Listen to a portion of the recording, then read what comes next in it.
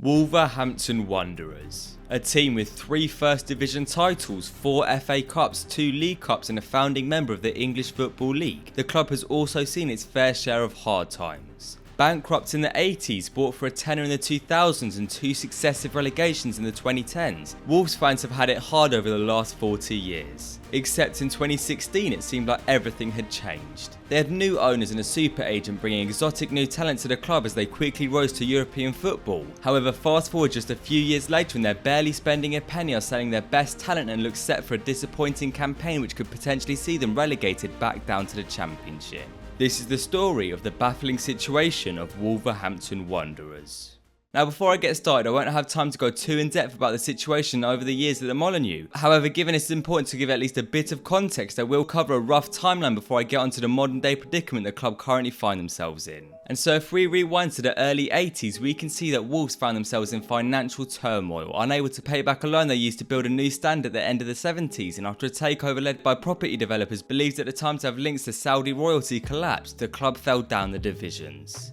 3 successive relegations saw them in the 4th tier, playing in front of home crowds as low as 2,205 spectators, with the Wolverhampton faithful sick and tired of the problems behind the scenes. Eventually though, the council stepped in, new owners were found and within 2 seasons they were back in the 2nd tier where they would then stay for the next 15 years. A single season in the Premier League was followed by another 3 campaigns in the Championship before in 2007 the club were bought by Steve Morgan for just 10 quid. To be fair, there were strings attached as the only reason the price was so low was due to the fact that part of the deal meant that Morgan had to invest £30 million into the club. But nonetheless, the side technically valued at just £10 started to improve on the pitch when in 2009 they made it back to the Premier League. 15th and 17th place finishes followed before it happened again as Wolves dropped down from the Premier League to League One in successive seasons before Kenny Jackett was appointed, guiding them back up to the Championship at the first time of asking. After a couple seasons, the club would then be bought by Chinese conglomerate Fosun International in 2016, with super agent George Mendes being appointed as an agent for the club, where over the next couple seasons a ridiculous amount of money was spent for a Championship side.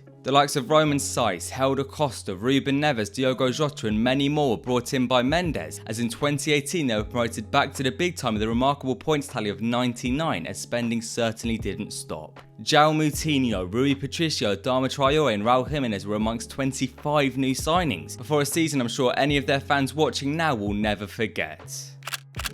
Fast forward a couple years and Nuno Espirito Santo, the man who had been in charge for the club's rise in the previous campaigns, had left after the 2021 season, being replaced by Bruno Lage, who was given just a net €5 million to spend, with the most expensive signing being a deal worth around £10 million, which was only making the loan deal of Ryan Aït-Nouri permanent. A poor start to the season then saw them in the relegation zone after 3 games. However, a strong run of performances had the club as high as 6th before no real business took place in the January window as the side fell off at the end of the campaign, eventually finishing 10th. Many people viewed this as a season in which Bruno Lage had been almost sabotaged by the board, as if he'd had the investment he needed it looked almost certain that he'd been able to guide the team back into the European spots, and so in order to combat this, Wolves would then see a quite impressive spend going into the last campaign. Nunes, Guedes and Collins were some key signings, however, if anything, highlighted the problem with Wolves over the last few years. You see, they had huge holes in certain areas like up top for example, where despite having signed many great players, the Wolves board had also brought in various loans that they didn't or couldn't afford to make permanent, as well as letting huge numbers leave every year, often for a minuscule amount, which meant that with FFP being so important they had to see summers in which they could barely spend a penny. To put it simply, Wolves spent big on a few players each year, but would also let too many players leave, mixed with various signings failing to live up to expectation, leading to this season where going into January they were in the relegation zone and looked destined for the drop. Lopetegui would then replace Bruno Lage, who had been sacked in October, and Wolves fans saw some shrewd business in the transfer window for the first time in years, as Lamina, Sarabia, Dawson and João Gomes were amongst those signed in January, as a turnaround in the second half of the campaign saw them finish in 13th. However, despite what may seem like an optimistic end to the season which should in theory continue onto the summer transfer window, right now things are not looking great for the club. Now of course, I'm not going to be premature and say that Wolves are screwed, their transfer window is going to be rubbish and so on, but as of writing, the only real business they've done is making a loan deal for Boubacar Traoré permanent, compared to their outgoings which has seen 9 players depart for free, as well as the sale of their best player Ruben Neves to Al Hilal with no clear replacements. To put it simply, there's a chance that an already thin Wolves squad could be about to fall apart, and so it has to be asked,